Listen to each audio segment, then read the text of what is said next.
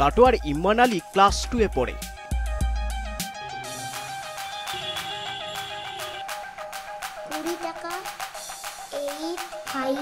না দেখেও দিব্যি বলে দিতে পারে তার হাতে দেওয়া কাগজের রং কি।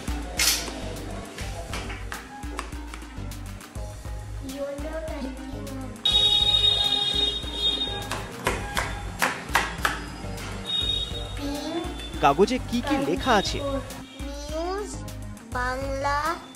সে কাগজ হয়তো সে আগে কোনোদিন দেখেনি, তবু চোখ বেঁধে দিলেও সে বলে দেয় সব, যেন নিজে দেখেই বলছে।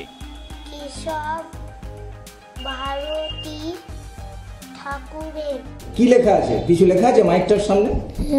কি? ই হ্যাঁ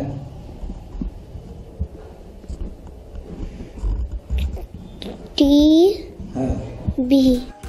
বিশ্বাস করা কঠিন, তাই আমাদের প্রতিনিধি তার পকেট থেকে বার করে দিলেন একটা 500 টাকার নোট।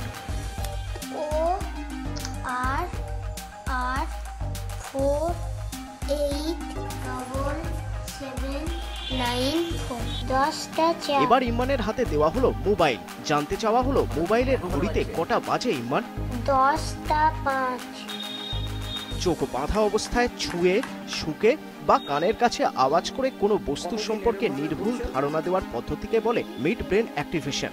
কিন্তু এই পদ্ধতি প্রথাগতভাবে অভ্যাস করার সুযোগ হয়নি ইম্মানের। শুধুমাত্র নেশায় ভর করেই সে দিতে পারে নির্ভুল ধারণা।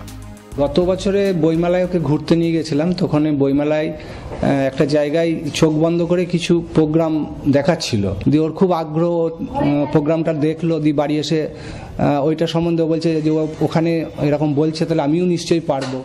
DOLO। খোলা চোখেই বা কজন রং চিনতে পারি, কজনই বা সাদাকে সাদা কালোকে কালো বলতে পারি। ইম্মান বলে দেয় কালো কাপড়ে চোখ বেঁধে, বিলকুল না দেখে। কাটোয়া থেকে রণদেব মুখোপাধ্যায়, ইটিভি নিউজ বাংলা।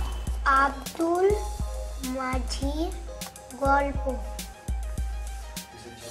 রবীন্দ্রনাথ ঠাকুর।